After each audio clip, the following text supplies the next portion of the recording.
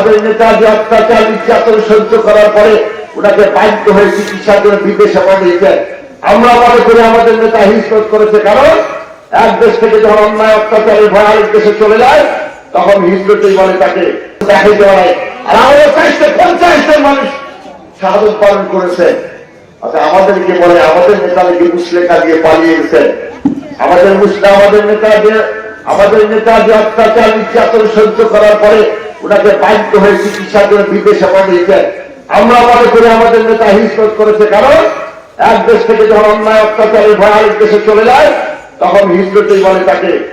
হিজরত করার ফলে মানুষের জ্ঞান বাড়ে, হিজরত করার ফলে মানুষের প্রজ্ঞা বাড়ে, হিজরত করার ফলে মানুষের মেধা শক্তি বৃদ্ধি পায়।